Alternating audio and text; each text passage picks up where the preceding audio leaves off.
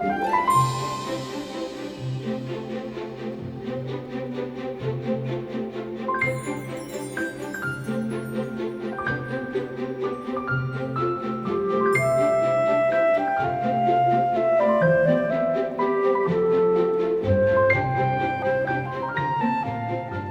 I'm Frank Harris, the president of the Friends Board, and we are just delighted to have so many of you here today. What a crowd.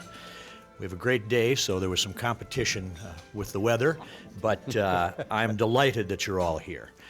The work of the Friends is all about your wonderful and much-needed support of our 7 libraries, and thanks to you all for that. You're here because you love books, you love libraries, you love learning. This is my kind of crowd, and I know it's yours, so we thank you for your support. We have some special guests here, and I want to recognize them before we start. County Commissioner Mary Jo McGuire, please stand.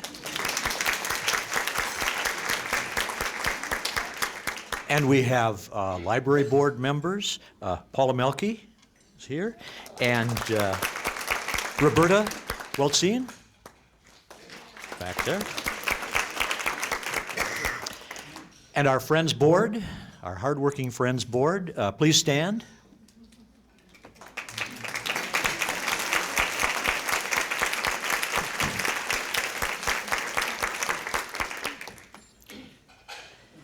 And I want to introduce our sponsors that have made the lunch possible today. Dick and Mary Fowler. Dick is a member of the board of directors, and he and Mary have been longtime supporters of the Friends. And then representing Serenity Senior Care is Paula Melke.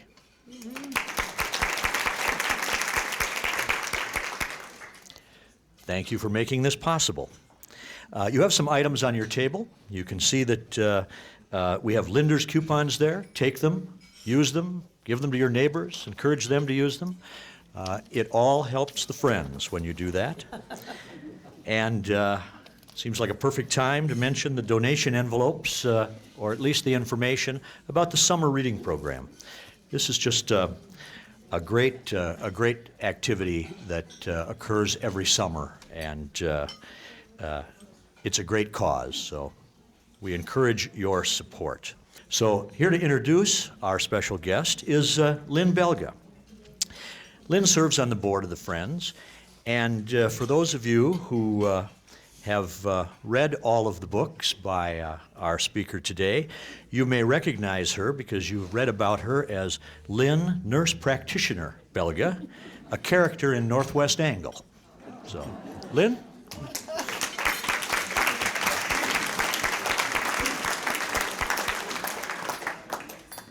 You have to hold that. I don't know if I'm well coordinated enough to hold it and speak at the same time, but I'll give it a try. Thanks, Frank. Bonjour, everybody. Bonjour. Okay, thank you. Well, as Frank indicated, my namesake, nurse practitioner Lynn Belga, was a character in Kent's book, Northwest Angle, which was published in 2011. And so I'd like to tell you how this came about. And it is a testament to Kent's support for libraries and for our Ramsey County Libraries in particular. Kent was a member of our Friends Capital Campaign Committee for the Roseville Library. And our executive director, Sue Garretts, mentioned to me that he had offered to donate the naming of a character in his next Cork O'Connor novel. So this would be auctioned off for the benefit of the Roseville Library campaign. And being a great fan of Kent's writing, I said to myself, I'm going to bid on that. And this was without even knowing when or how this was going to be happening. So periodically I'd ask Sue, is he still going to do that? And she'd say, oh, yes. Mm-hmm. So on the night of the auction event, he spoke about his plan for the book. And he gave some teasers about Cork and his family.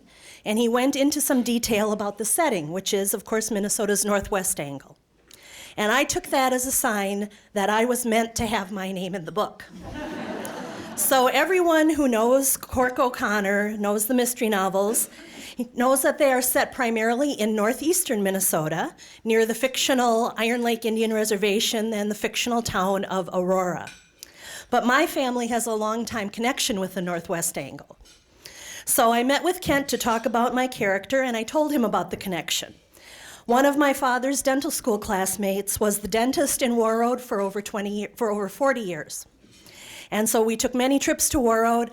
I don't fish very much, but I have been fishing in the Northwest Angle at Angle Inlet. And Dr. Larson's daughter, my friend Barb, is currently the librarian at the Warroad Public Library. And so Kent said, "Babs Larson? She's going to be in the book too." So I know from talking to her that Kent has also been the featured guest at events and fundraisers for the Northwest Regional Library System. I wrote everything down because, as I said to Sue, I could talk about Kent for hours, but I'm sure you'd prefer to have him do it. Kent is the author of 13 books in the series of mystery novels featuring Corcoran Cork O'Connor. Kent's latest in the series, Tamarack County, is scheduled to be published in August. His first, Iron Lake, won the Anthony and Barry Awards for Best First Novel and a Minnesota Book Award. And among the many awards he has received are 2 additional Anthony Awards for Best Novel in 2005 for Blood Hollow and 2006 for Mercy Falls. And he's won 3 Minnesota Book Awards for Purgatory Ridge, Copper River, and Thunder Bay, or Tunder Bay as we used to say it in my house. In addition to the Cork O'Connor series, he has written the conspiracy thriller The Devil's Bed, and of course the recently released Ordinary Grace, which we will hear about today. Ordinary Grace debuted at number 19 on the New York Times hardcover fiction bestsellers list, so congratulations. And it is receiving numerous extraordinary reviews. It received a starred review from Kirkus Reviews, which said, "A respected mystery writer turns his attention to the biggest mystery of all, God. A novel that transforms narrator and reader alike." Dennis Lehane called it a pitch-perfect, wonderfully evocative examination of violent loss. Bookpage advised, "Don't take the title too literally, for Krueger has produced something that is anything but ordinary." And BookReporter.com said, "Krueger, who is incapable of writing badly, arguably has given us his masterpiece." And then finally, although I was unable to verify this, maybe you can confirm it, Kent, I understand the 9:30 coffee clutch at Phyllis's Cafe in Wabasso pronounced it quite the deal.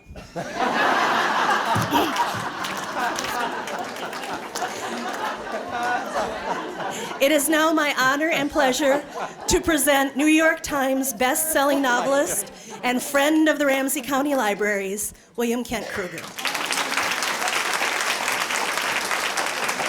Give me a hug. I don't know if that last part is true. What a hoot.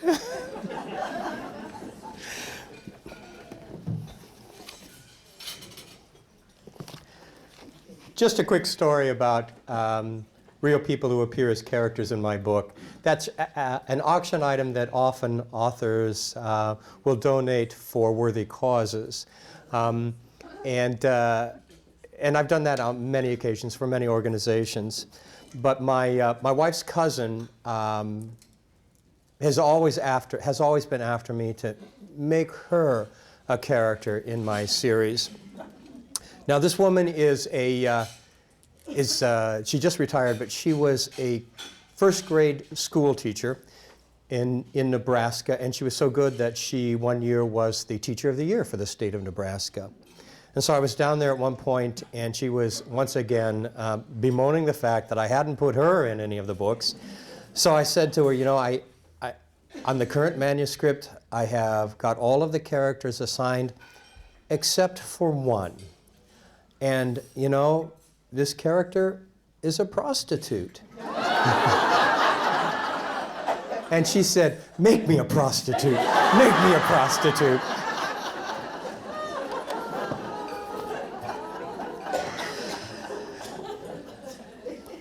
You know, I have to say this, I wouldn't be here today but for Sue Garrett's. I think she deserves a big hand.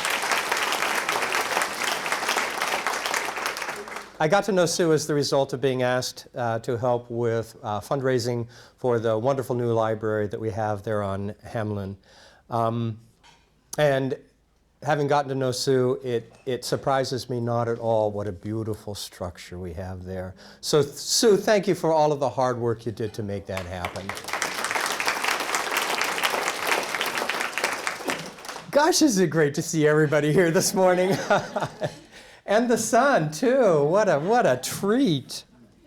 You know, I don't know if you're aware of this, but the Twin Cities is known as a metropolitan area where people read. It's nationally known for this.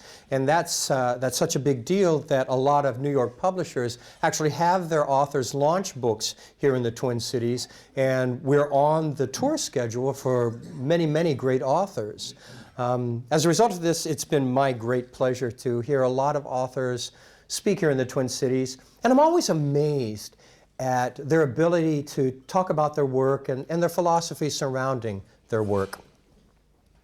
So as I was thinking about what I was going to say to you here this morning, I was trying to think about, okay, how could I make you understand the philosophy of my work? I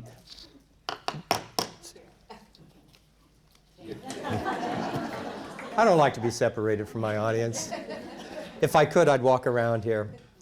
So I've been thinking about, you know, how I could really explain to you the philosophy of my own work. But, you know, the problem is that I really don't think of myself as a philosophical guy. I think of myself as a storyteller. So what I've decided to do today is tell you a story. I'm going to tell you the story of my life. I see a few worried looks up here. Honestly, I'm not going to show you slides of my trip to Disneyland, I promise. But what I'd like you to do is just sit back and relax. It begins this way. Half a league, half a league, half a league onward. All in the valley of death rode the 600. Forward, the light brigade. Charge for the guns, he said. Into the valley of death rode the 600. Oh, the Raggedy Man, he works for Pa. And he's the goodest man you ever saw. He comes to our house every day to water the horses and feed 'em hay. He opens the shed, and we always laugh when he drives out our little old wobbly calf. And then, if the hired girl says he can, he milks the cow for Elizabeth Ann. Ain't he an awful nice Raggedy Man? Raggedy, raggedy, raggedy man. The wind was a torrent of darkness among the gusty trees. The moon was a ghostly galleon tossed upon cloudy seas. The road was a ribbon of moonlight over the purple moor. And the highwayman came riding, riding, riding. The highwayman came riding up to the old inn door. You want to know why I'm a writer? That's why I'm a writer. I'm a writer because I had parents who read to me. When I was a kid, I never went down for a nap. I never went to bed at night without my parents reading a story to me or reading one of those great story poems, The Highwayman, the Charge of the Light Brigade, The Raggedy Man. So if you ask me why I'm a writer because of my parents, really. I'd be a Freudian analyst's dream. I blame everything on my parents. So I grew up with stories. I grew up thinking of the world in terms of stories. You know, when I look back at that period in time, I realized there was, in fact, one story that was particularly important to me from my very early life that really informed in a lot of ways my decisions about storytelling. You know, it's an odd little book, really. But when I tell you about it, I think you'll understand. In the 1940s, my publisher, Simon & Schuster, began putting out a line of books meant for very young readers. They were called Little Golden Books. Anybody here remember the Little Golden Books? Oh, you guys are old. There was one book in that series that was a particular favorite of mine and of my brothers and my sister. It was a book called The Happy Family. It was one of those books where the title says it all. It was about this impossibly happy family. There was a father and a mother, and they had a boy and a girl and a cat and a dog, and they lived in this nice little suburban tract house, and they even drove, I swear to God, a station wagon. You know, in terms of action, nothing really happens in in the Happy Family. There's a birthday party that's held in the backyard, and later they go for an outing on the beach. You know, in terms of compelling plot points, it's about as insipid as you could get. I mean, the most exciting thing that happens in that book is some ants try to get at the birthday cake in the backyard. So why did my brothers and my sister and I clamor for my father to read that book to us night after night? Well, if he'd read that book to us the way it was written, we'd have grown tired of it pretty quickly. But my father never did that. He would read the first few lines as they appeared on the page, and then he would take off, and God alone knew where we'd end up. You know, for example, those ants that try to get at the birthday cake in the backyard. In my father's telling of this story, those weren't just regular ants. Those were giant ants. And they weren't just after the birthday cake, they were after the Happy Family. And that idyllic beach outing in my father's telling, those waves that lapped gently against the shore became tidal waves, and they swept up the Happy Family. And my favorite part of the book was always the ending. The ending as it's written goes something like this. And Father turned out the light and said, "Good night, sleep tight, don't let the bedbugs bite." My father never ended the story that way. In his telling, it would go something like this. And Father turned out the light and said, "Good night, sleep tight, don't let the bedbugs bite." But when he came to wake the children in the morning, the bedbugs had gobbled them all up. So what's the point?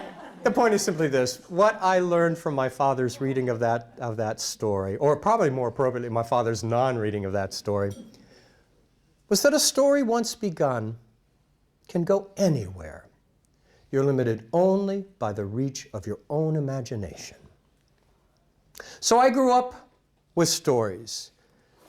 And for whatever reason, I always wanted to be one of the storytellers. The first story I remember writing was a short story in the 3rd grade. It was called The Walking Dictionary. Now I have to tell you, my father was a high school English teacher, and he was always storming around the house ranting something like, "Nobody uses dictionaries enough. Nobody uses dictionaries enough." So in the 3rd grade, I wrote a short story called The Walking Dictionary, which was in fact about a dictionary that wasn't being used enough, and so it magically sprouted legs so it could toddle off into the world and go to the people that needed it. My 3rd grade teacher oohed and awed over that story. My folks oohed and awed over that story. Honestly, in the 3rd grade, I knew I was going to be a writer. You know, if you take nothing else away from my talk this morning, I hope you take this. If you have a son or a daughter, a grandson or a granddaughter, a niece or a nephew, somebody who shows a very early inclination in the arts, I can't tell you enough the importance of a lot of oohing and awing early on, okay? So I've always written. I've always been a writer. It's just that in the first 20 or 30 years of that endeavor, I didn't write anything that I was particularly proud of. I'd love to blame my parents for that one. But the truth is, I blame Ernest Hemingway, and for this reason. When I was 18 years old, my high school English teaching father insisted that I read the work of Ernest Hemingway. I fell in love with this guy. I absolutely loved his prose, but even more important, I fell in love with that mythic image of Ernest Hemingway. I mean, here was this guy who was a drinker and a brawler, and he'd been wounded in the war, and he's a war correspondent, and he hung out with matadors, and he went on safaris in Africa. And he was given a Nobel Prize for writing a kind of prose that nobody had ever written before. When I was 18 years old, I wanted to be Ernest Hemingway. And so I spent the first 20 or almost 30 years of my writing life trying to write the great American novel as Ernest Hemingway might have written it, which was pretty dumb for a lot of reasons, not the least of which was that Hemingway had already done a pretty good job of that. But you know, probably the most tragic part of this is that it kept me for a very long time from discovering the writer I was meant to be. Now, all of that changed rather dramatically when I was in my late 30s. In the fall of 1987, I applied for a Bush Artist Fellowship. Now, for those of you who don't know what that is, we all know the Bush Foundation. It's a wonderfully philanthropic foundation here in our area. And back then they had this Artist Fellowship program. And a Bush Artist Fellowship was designed to give an artist enough time to step away from the need to work a job for a full year or sometimes a year and a half and do nothing, but focus on your development as an artist. Man, when I learned about this thing, I wanted one of those. So in the fall of 1987, I applied for a Bush Artist Fellowship. Now, the winners weren't going to be announced until the following March. And between that fall and March, when the winners were announced, I went through a lot of dark periods of doubt. And I was always telling myself what a stupid idea this was. I'm married to a wonderful woman, Diane. And all during that period of time, Diane was supporting me and propping me up with encouragement and telling me how much she believed in me. And all along she said the unthinkable. She said, you should quit and write no matter what happens. So a few weeks before the fellowship announcements were made, as I was riding the bus to work one morning, not wanting to be there at all, her voice came to me. Well, it wasn't her voice, I'm not crazy, but it was her advice coming to me with great clarity. If you want to write, then write. I pretty much gave notice at my job that same day. And when I went home and told Diane my decision, this wonderful friend of mine, this woman who's been behind me the whole way, told me how happy she was for me and how much she believed in me. I got the fellowship. And in the summer of 1988, I stepped away from the workaday world to become a writer with a capital W. But there was a problem from the get-go. Because once again, I tried to write the great American novel a la Ernest Hemingway. And the deeper I got into that project, the less I understood it and the less I believed in it. But at the end of that fellowship period, I did in fact have a completed manuscript in my hands. It was a manuscript for a novel called The Demon Hunter. It was about the ultimate battle between good and evil fought, I kid you not, in the cornfields of Nebraska. When I finished the manuscript, I sent it to a New York agent who when I got the Bush Artist Fellowship, had indicated an interest in my work. And she wrote me back a letter saying basically it was the worst piece of fiction she had ever read. Or at least that's how I interpreted the letter. I was devastated, but I knew she was right. I was a failure. I'd failed. I'd failed the Bush Foundation, who'd given me all of this time and all of this money, and all I'd done was produce a piece of dreck. I'd failed Diane, who'd been willing to put our economic well-being on the line so that I could pursue my dream. And of course, I'd failed myself because with everything I'd been given, it seemed to me all I'd done was to prove that somehow I just didn't have the right stuff. For almost 2 years, I didn't write a word. And then what I see in retrospect was a wonderful thing happened. I went through a midlife crisis. I woke up one morning and I realized that my life was just galloping away from me and I had nothing to show for all of those years already lost to me, but I thought, okay, if you knuckle down and give it one more try, maybe this time you can do something you'll be proud of. Now, I'd already tried to write the great American novel, so I thought, I'm not going to do that again. I want to write something that people might actually read. So I looked around me to see what people were reading, and you know what people were reading? They were reading mysteries. So I thought, I'm going to write a mystery. Okay. Now, here's a confession for you. Before I began to write mysteries, I didn't read them.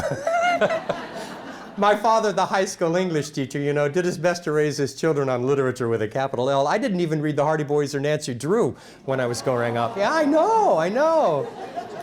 And like a lot of people who've never read mysteries, I had a lot of preconceived, ill-conceived notions about the genre. I thought, for example, that mysteries were formulaic. I mean, they all play out the same way, don't they, right? I think I even believed that the publisher would send you some sort of a template that you had to write to. Yeah. Anybody who reads mysteries knows that's a bunch of nonsense. There's no formula to mysteries, but there is a structure. And when I discovered the structure of mysteries, I realized I really liked that. Structure of a mystery is very simple. It goes something like this. In the beginning of a mystery, typically, something happens. Very often usually it's a crime actually, and very often it's a murder. Investigation follows, and answers are found. That's it. Something happens. Investigation follows, and answers are found. It's such a wonderfully simple structure, but it's very sturdy, and even more important for me as an author, it's very flexible. Within that structure, an author is free to do anything he or she wants to do. You know, if you're an historian, great, you write an historical novel. You're a funny guy, you write a humorous mystery. If you're philosophical, great, you put philosophy into your mystery, so long as you don't slow the pace.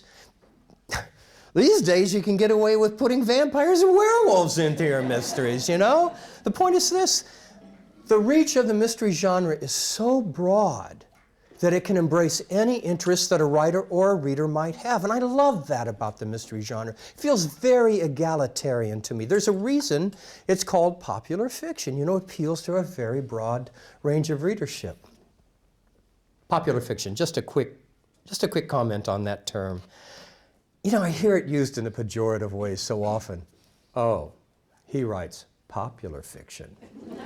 You know, I would love someday to meet an author who's proud of writing unpopular fiction, you know? Okay, I said that a mystery typically begins with something happening. My first mystery, a book called Iron Lake, actually began with two things happening. A newspaper boy goes missing in a horrible snowstorm, and a local judge is found with his brains splattered across the wall of his study. And the mystery at the heart of Iron Lake is, what is it that ties these two events together? It took me 4 years to figure that one out, because I'm really not a very bright guy. 4 years, which probably sounds like a lot of time to you folks. But you know, when I look back at that period of time, it seems to me like it just flew by. And I think it was because I was learning everything about writing a mystery. All of the things that even today continue to form the foundation for all of my writing. I learned, for example, that words are jewels. And if you place them on the page correctly, my God, do they sparkle.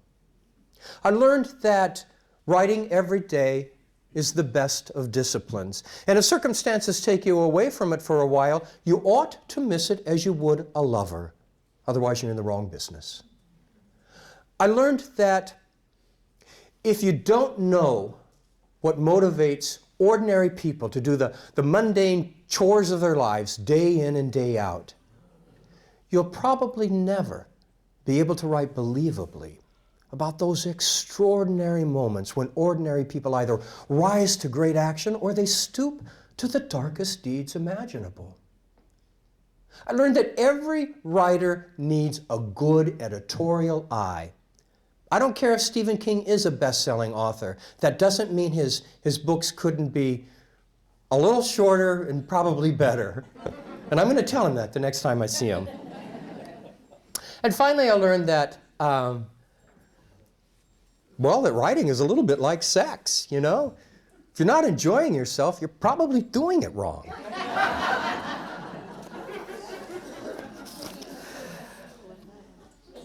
One of the things that I like best about having made the decision to write mysteries is that it took off my shoulders the incredible weight of trying to write the great American novel. And I know that that's a goal that's probably done in its fair share of fine young talent.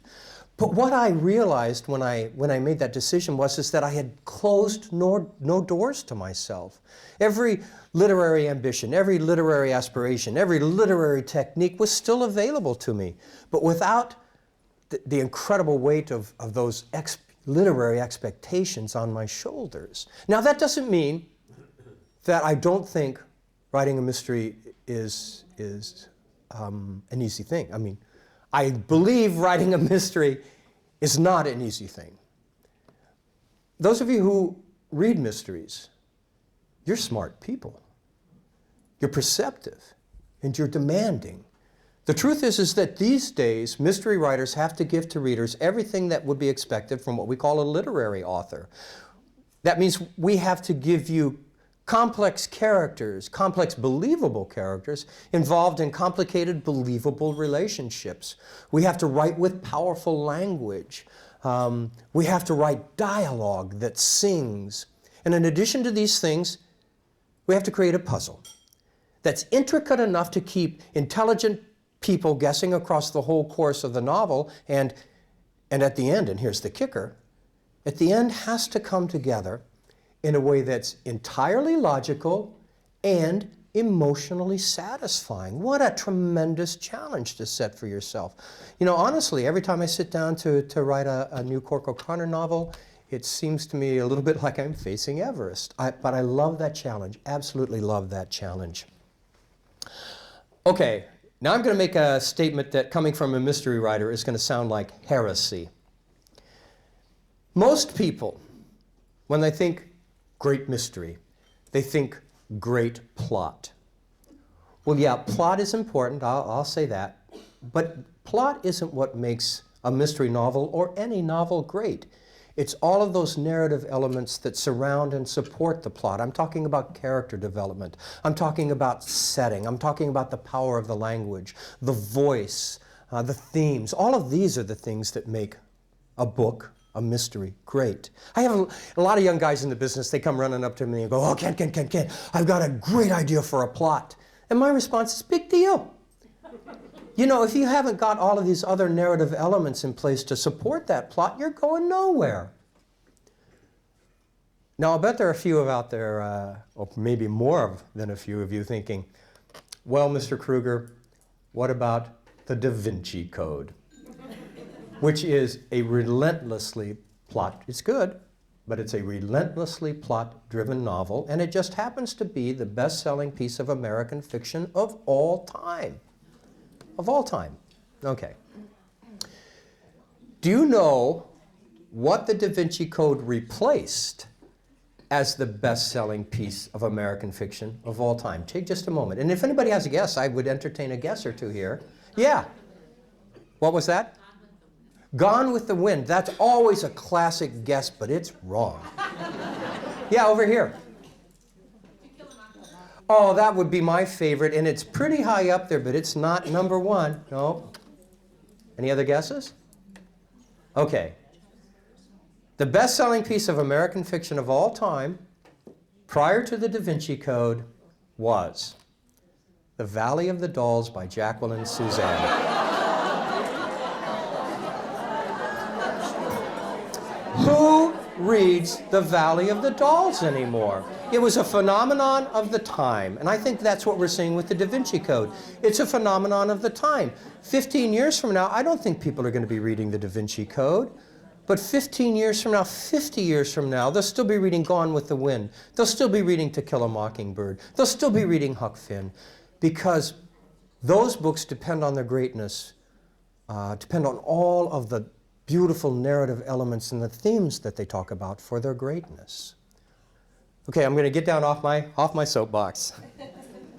No, wait a minute. I'm going to get back up on it for one more minute. Because that's one of the things I like about writing mysteries. I can stand up on a soapbox and spout off. I found that I can couch my own personal views on social issues within the context of a pretty compelling mystery, and even people who don't necessarily agree with my point of view will read it. You know, occasionally I get an email from readers complaining that my admittedly liberal, bleeding heart sensibilities find their way into my stories, but I've never had anybody tell me they're not going to read me because of it. And honestly, how often is it that you get the chance to stand up on a soapbox and spout off without giving the other side a chance for rebuttal? I love that. I love that.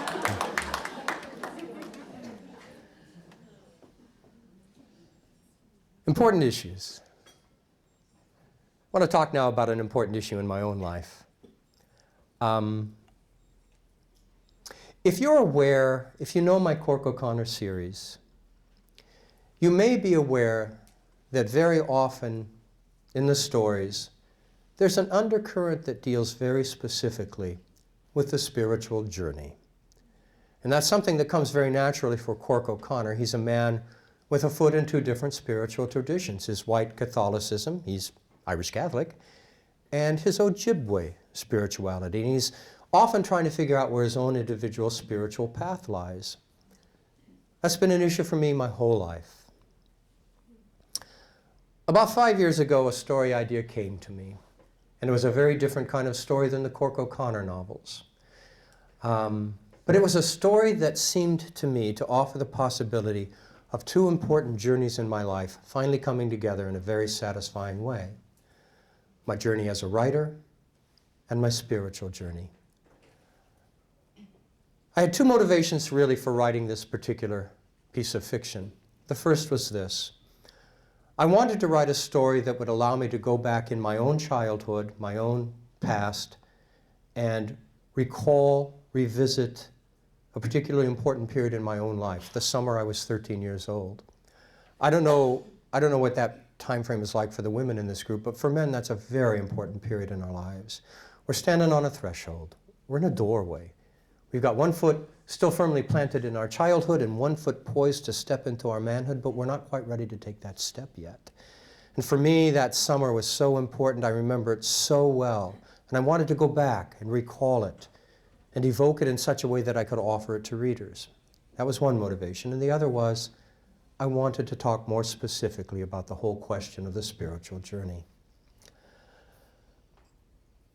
So I wrote a manuscript for a novel over the course of about 3 years for a novel called Ordinary Grace. As I said, it's very different from any Cork O'Connor novel. Ordinary Grace takes place in the summer of 1961. It's set in a small town deep in the very beautiful Minnesota River Valley. It's the story of a Methodist minister whose beloved child is murdered. That's the compelling mystery part. But at heart, it's really the story of what that terrible tragedy does to this man's faith, his family, and ultimately the entire fabric of this small town in which he lives. It's the best thing I've ever written, really. I put my heart and I put everything I know about storytelling into this book. I'm going to read you the prologue. It's very brief. It's just a page. But if I'm going to be talking to you today, and I'm hoping that you'll understand my journey as a writer, this is where I am now, so I'd like you to hear it.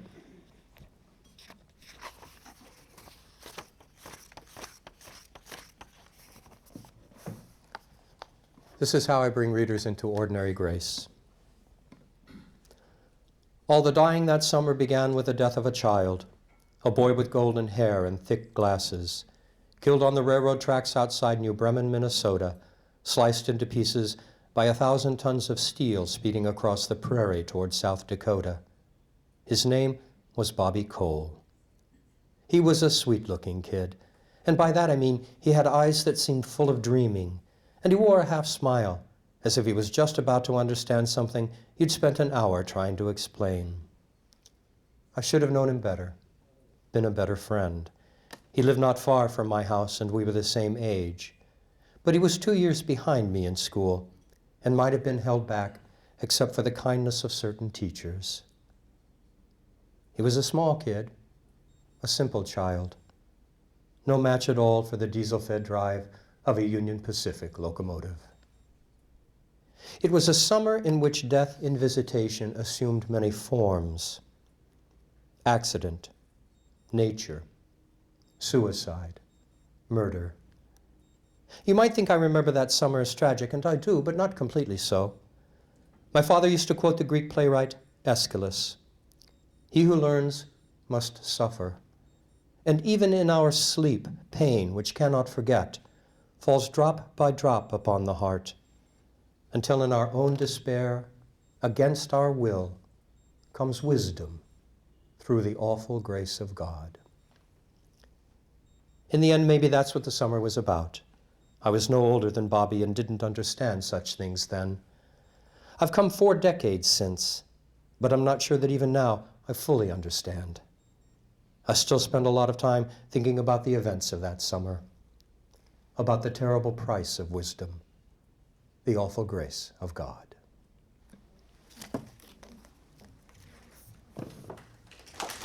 Thank you. You know, because I write fiction, I am occasionally accused of writing lies. And, you know, if that's true in my case, I blame my parents. Because when I was a kid, they encouraged me to write down my lies. And as a result of that, I grew up thinking of the world as this marvelous construct of imagination. But the older I got, the more I realized that the real world and the world of fiction don't often resemble each other very much. I mean, how often in the real world do we have clear beginnings and clear middles and clear endings to anything? And good luck making sense of it all. The world is simply chaos, and we know this. But I think we're always looking for structure. I think we all hunger for meaning. And I think that's where the true value of stories comes into play. Because when we're in a story, we're someplace that at least for a little while does make sense. In stories, this belief that we have that our actions can have a positive effect on the world is often validated. In stories, the outcomes we hope for are often realized. In stories, that deep hunger that we have for meaning is often satisfied. If it's true that I write lies, then I have to say this. At the heart of those lies are truths that I've come to believe in profoundly. I believe there are heroes in this world. I believe there are people whose courageous words and courageous actions show the rest of us the way. I believe there's a moral compass, and most people around us every day are doing their best to follow it. I believe that when we make commitments in this life to worthy causes and we stand by those commitments, we're better for it and the world is better for it. And finally, I believe that in the battle in this life between what's good and what isn't, the good, though sometimes just barely, is holding its own. I want to end my remarks this morning in much the same way I began them, with a poem. A few years ago, one of my books was chosen by the Independent Booksellers Association as their honor book in fiction for that particular year. And at a ceremony where they gave out the awards, I was asked to speak to the question of why it is that I write mysteries. And rather than give them the long-winded explanation I gave you today, I wrote a poem, which I'm going to read to you. It has no name, and I'll warn you up front, it's no charge of the Light Brigade. It goes like this. I don't care who falls in love with whom, what maiden's eye is a dewy bloom, whose heart is out there to be won or who won it. All I ask at the end of a day is a really good whodunit. I'm not impressed with sentences that are anaconda long, or arty paragraphs, or pointless chapters that just go on and on and on and on. Or writers who stumble after Faulkner toward some lofty literary summit. Please, dear God, at the end of the day, just give me a good whodunit. Screw pretension. Screw the book that has no story, point, or plot, that never makes my blood run fast or gets my gut clenched taut. Don't offer me an Oprah book, 'cause honestly, I'll shun it. At the end of a day, when I crawl into bed, all I want is a good whodunit. When I turn back the sheet and settle in to forget the cares of the day, I want to reach for a book that will sweep me up and carry me away. I want to appreciate an author's mystery and marvel at how she spun it, and turn out the light and go to sleep with a smile, wondering happily, who done it? Thank you very much.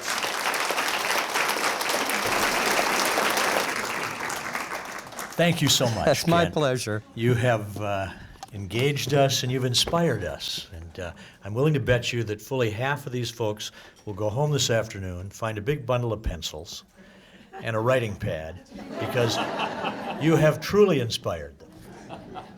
Mostly I want them to be inspired to take home a lot of my books. Goes without saying. All right. Kent, would you stand for a question or two? Oh, absolutely, absolutely. Are there questions? Sure. The question is, what's my connection with the community of the Anishinaabe, the Ojibwe? You know, First of all, I'm not native to Minnesota. I didn't move here until I was about 30 years old so that my wife could go to the University of Minnesota Law School. And before that, I was a gypsy kid. I lived all over the place. I never really had anywhere I called home. But honestly, the minute I set foot in Minnesota, I knew I'd found home. I knew that I fell in love with this place. And so I knew that at some point in time I was going to write about Minnesota when I got serious. My wife and I began vacationing up north shortly thereafter. Don't we all? And we began spending a portion of every summer up at a YMCA camp north of Ely, a place called Camp du Nord, which is, for those of you who know it, you know, it's literally across the road from the Boundary Waters Canoe Area Wilderness. And when I discovered that marvelous geography, I thought, my God, people should be writing stories about this place. So I knew I was going to set my work up north. When I took a good look up north, I realized that the influence of the Ojibwe is ubiquitous up there. It's everywhere. And I realized you can't really tell a story set in northern Minnesota without somehow including the Ojibwe, which was an exciting prospect for me. I was a cultural anthropology major in college, so the idea of learning about a culture that I knew nothing. I knew nothing about the Ojibwe at that point, but the idea of learning about them was really exciting. So in the beginning, I did what every good academic does. I began to read. I read everything I could get my hands on. There are a couple of great early ethnographies by a guy named William Morin and a woman named Frances Densmore. We have a guy named Basil Johnson. He's a Shinab from Canada who writes beautifully about Ojibwe ritual. Another Shinab, Gerald Visnor, writes about Ojibwe myth. I read those guys.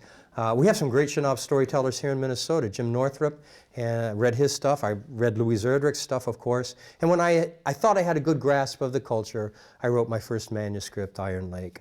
I know lots of folks in the Ojibwe community now, and I still, every time I write a Cork O'Connor book, the Ojibwe culture is so wonderfully rich and so wonderfully complex that I'm always learning about it. And every time I write a Cork O'Connor story, I try to offer something about the Ojibwe community that I haven't offered readers before. So I'm always still learning about the Ojibwe. The question is, will I continue the Cork O'Connor series? Boy, I was hoping somebody would ask that.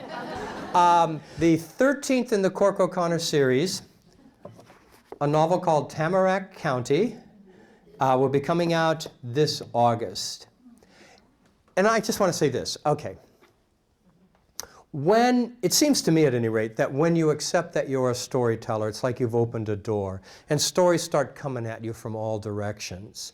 They come at you from places you expect. They often come from places completely unexpected. They come from your own experience. They come from the experiences that others relate to you. They come from family stories, from news sources. Every once in a while, they even just fall out of the ethers into your lap. This is how Tamarack County came to me. I read a newspaper article many, many, many months ago about a guy who was convicted of murder, and he was sentenced to death row. He spent 20 years there waiting to be executed.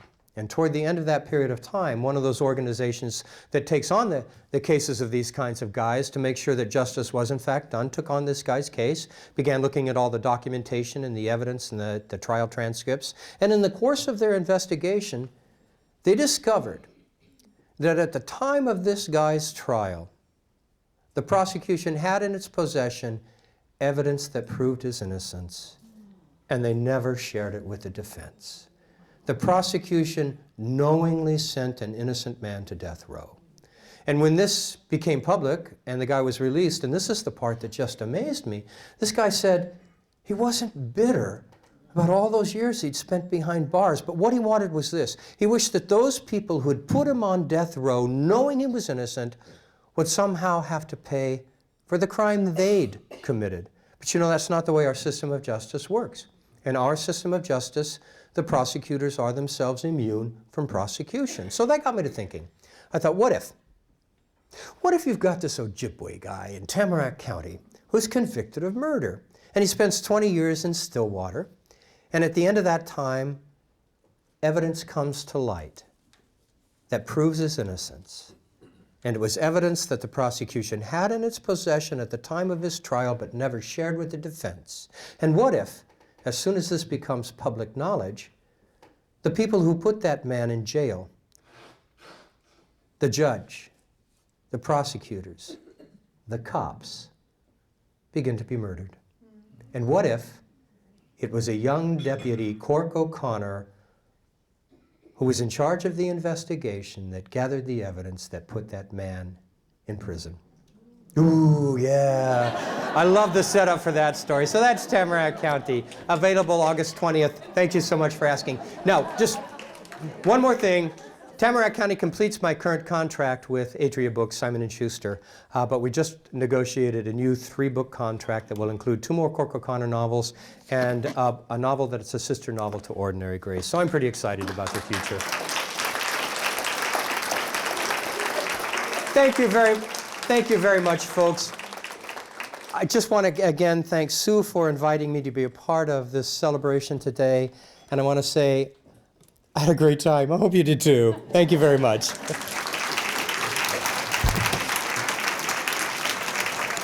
We're indeed having a great time, thanks to you, Kent. And again, thank you. What you folks don't know, but I do, is that Kent has very graciously given back to the Friends his speaking honorarium today. So, one more round of applause. We wouldn't have great programs like this without our program committee. And those folks are here. They are the hardest working folks in the Friends organization. Would the members of the program committee come up, please? Is that it today?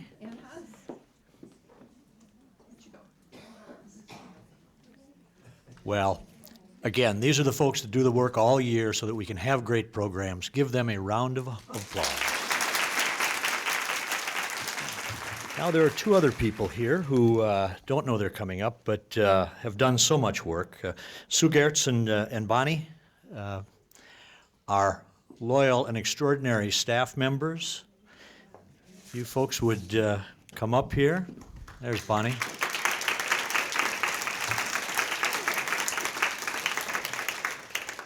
We have for them certificates of appreciation and the vaunted gold library, Ramsey County Library card.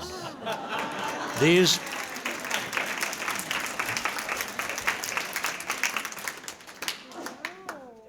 are nearly mythical, but we think that you two should definitely have these.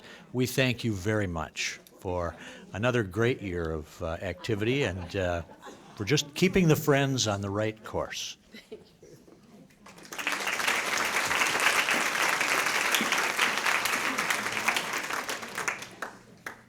And Kent, I put this back up here not to keep it between us, but because I want to thank Edna Georgius, another member of the board, who provided these today.